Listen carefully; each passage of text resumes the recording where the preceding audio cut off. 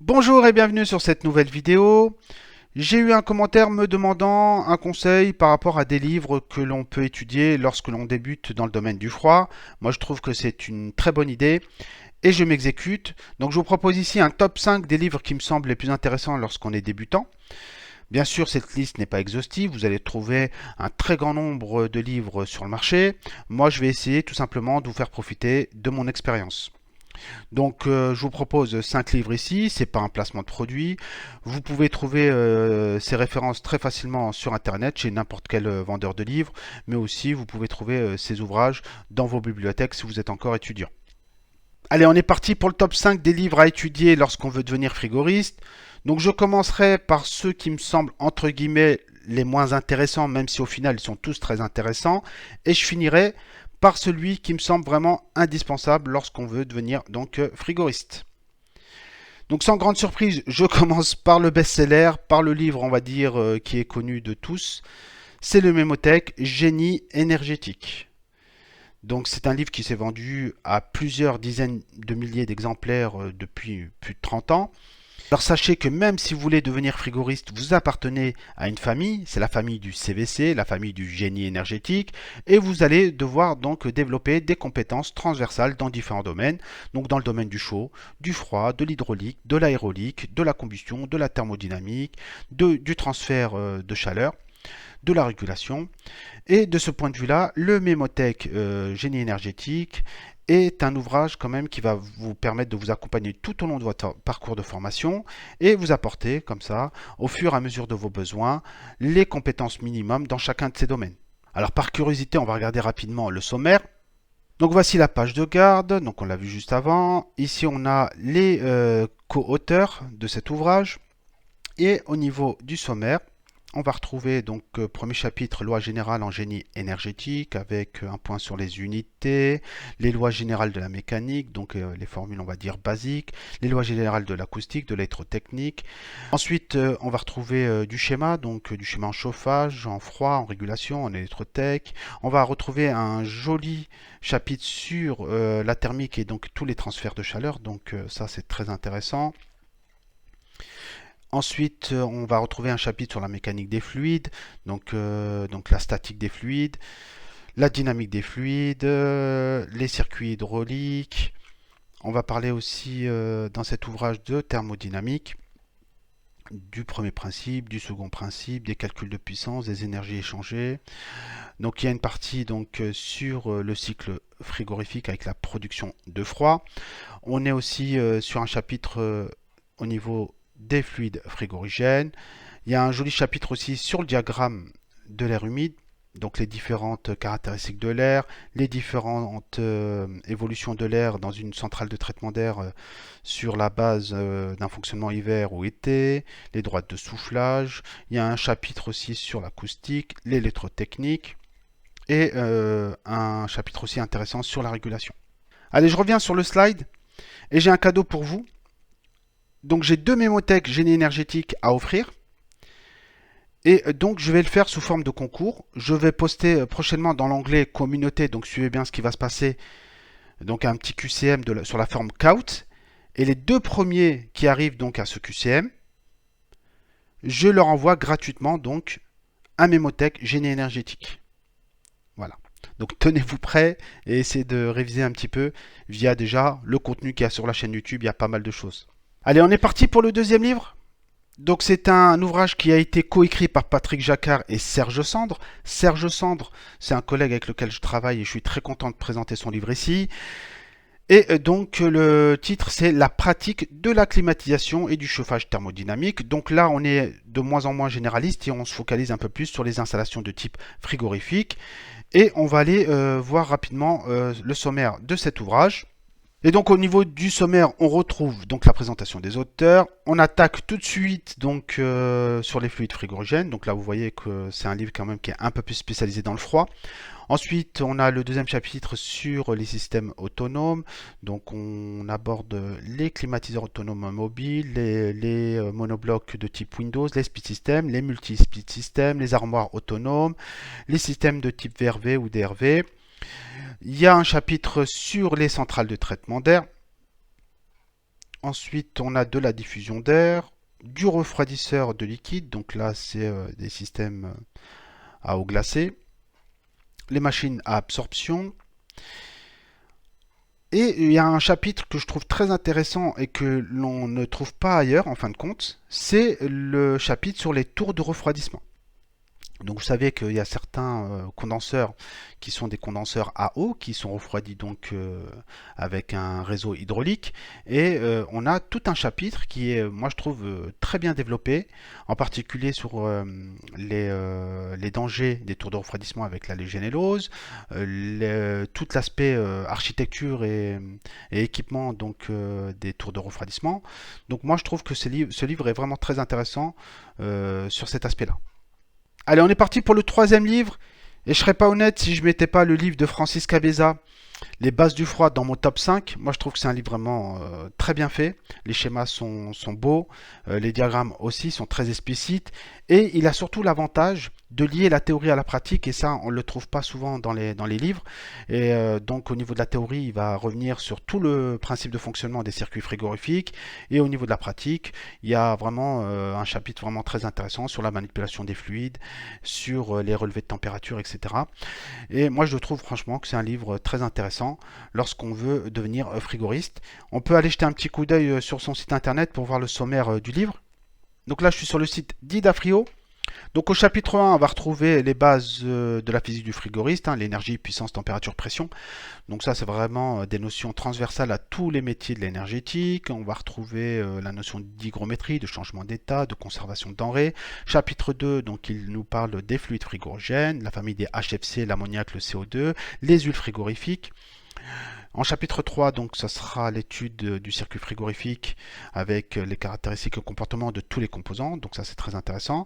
Le chapitre 4 sur le diagramme enthalpique, moi, je trouve qu'il explique vraiment très bien le diagramme enthalpique. Et les tracés de cycle aussi sont vraiment très bien faits. Ensuite, on a un chapitre 5 sur l'optimisation des circuits frigorifiques.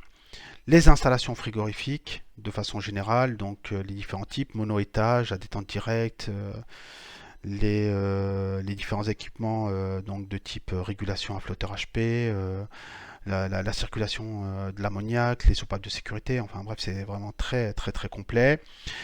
On a ensuite, donc au niveau du chapitre 7, l'installation frigorifique centralisée, donc là on va être plutôt sur des centrales frigorifiques, sur l'étude des tuyauteries, sur les régulations d'évaporation et régulation aussi au niveau du circuit d'huile. Il y a un chapitre sur les compresseurs à vis et donc un chapitre aussi sur la mise en service et la maintenance. Donc ça, c'est la partie un peu plus pratique. Voilà. Et donc on a les annexes à la fin. Allez, on est parti pour le top 2 et je vous propose ici le manuel Enerbase de Patrick Kozzaoglanian. Donc Patrick Gozza, c'est un formateur qui nous a quittés trop tôt. Il travaillait donc à l'AFPA de Gap et il est à l'origine d'une série d'ouvrages dans le domaine du froid et du dépannage vraiment unique. Un grand nombre de techniciens se sont formés sur ces livres et grâce à sa pédagogie. Donc cet ouvrage nous propose un premier niveau d'entrée dans le froid. Donc si je suis à jour, on en est à la 4e édition.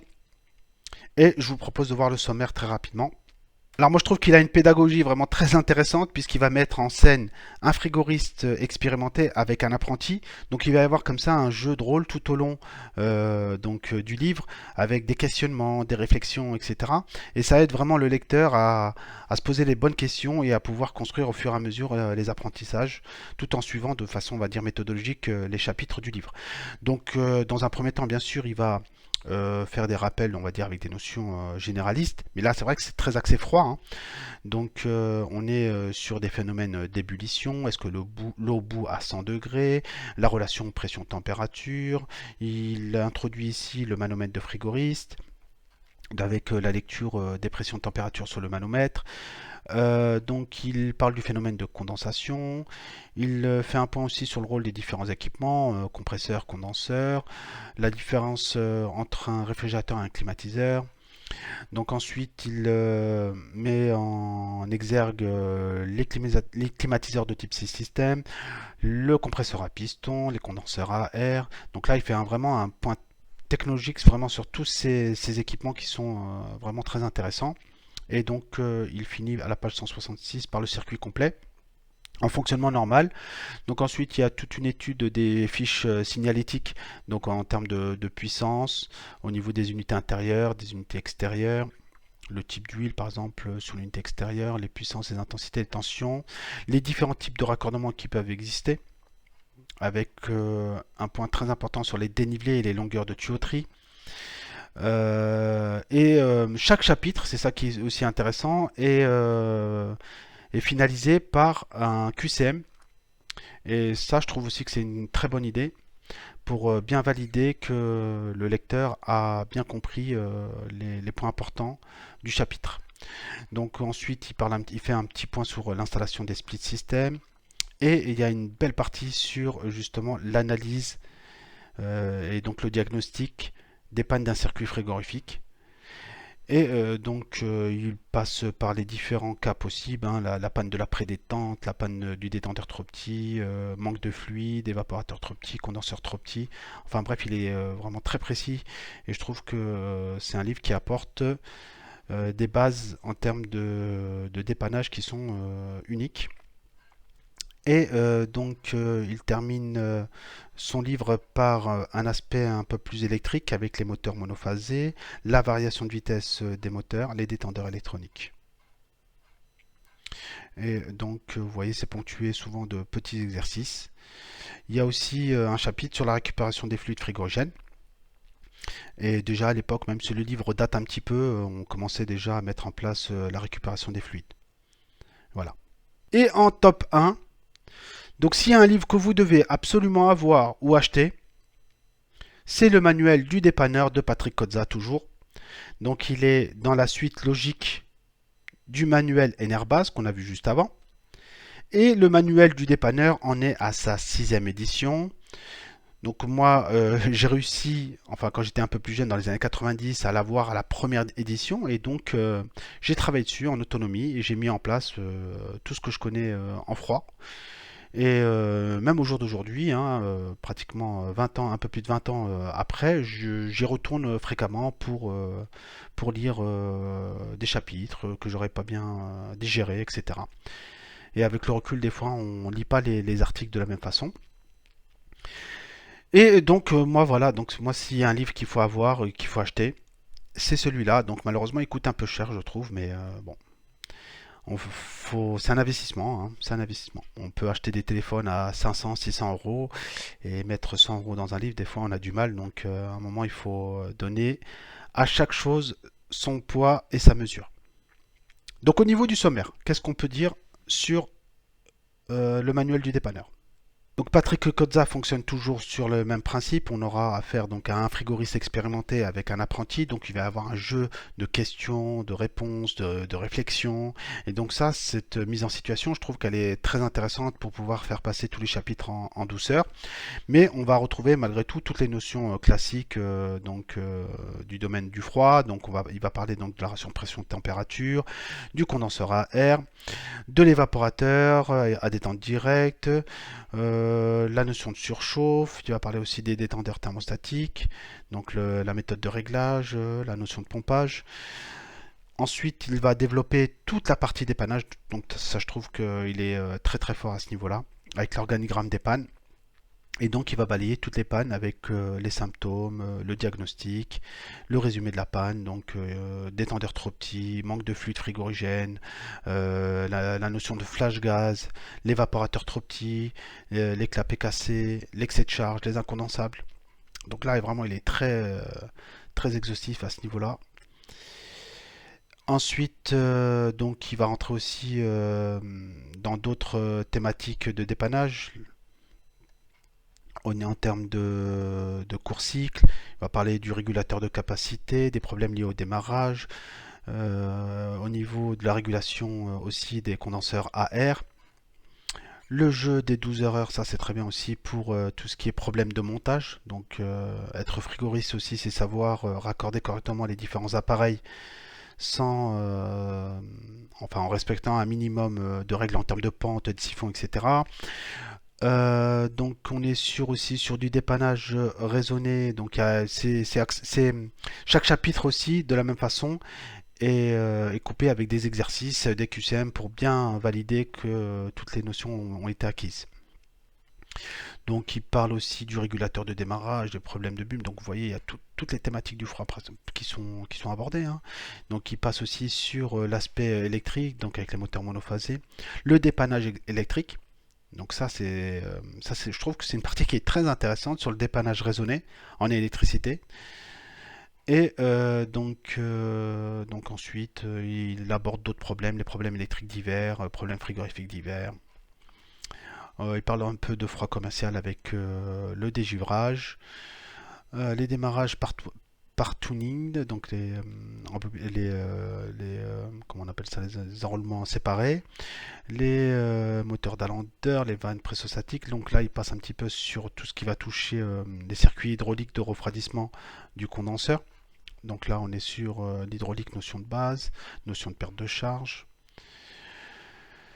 La cavitation des pompes, les tours de refroidissement, le vase d'expansion, donc toujours sur la partie hydraulique. Et donc on est aussi sur une analyse des pannes qu'on peut retrouver sur un circuit hydraulique, que ce soit un circuit de refroidissement au niveau du condenseur ou aussi que ce soit un chiller, donc sur la partie eau glacée. Voilà, donc vous voyez que c'est très complet, hein. Donc là, sur la 6e édition, on est pratiquement à 800 pages, hein.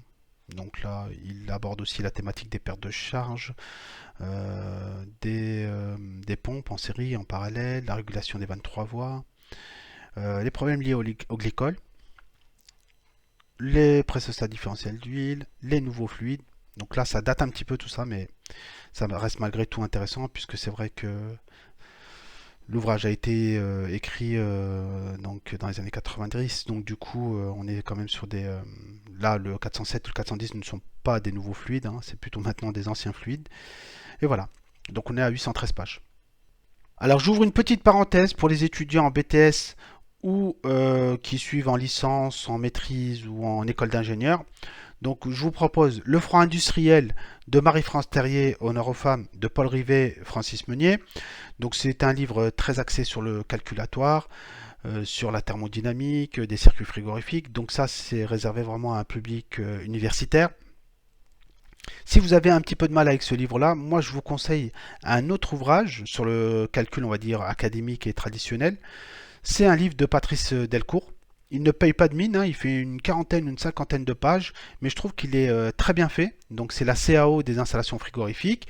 Et lui il est un petit peu sur l'aspect calculatoire, mais il utilise des logiciels de fabricants pour justement faciliter la compréhension de tous ces calculs qui peuvent être un frein pour certains étudiants.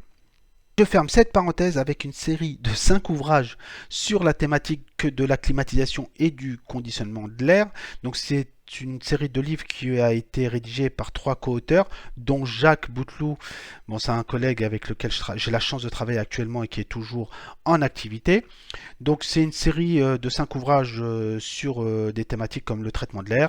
Le deuxième, c'est la production de chaud et de froid. On a un sur l'hydraulique, un autre de mémoire sur la régulation. Mais donc, comme je vous l'ai dit, même si vous êtes frigoriste, vous faites partie de la famille de l'énergétique, et si vous pouvez vous procurer ces ouvrages par un moyen ou par un autre, moi je vous conseille de les avoir en stock. Donc ça sera tout pour cette vidéo, j'espère que ces quelques explications vous ont été profitables. Donc je reviens sur la playlist Machine Frigo. Je termine ma série de vidéos sur les bilans frigorifiques. Je travaille aussi sur des vidéos concernant donc le tracé de cycle avec les calculs des différentes puissances. On va se concentrer aussi sur le compresseur avec les différentes notions, rendement volumétrique, QV balayé, QV aspiré.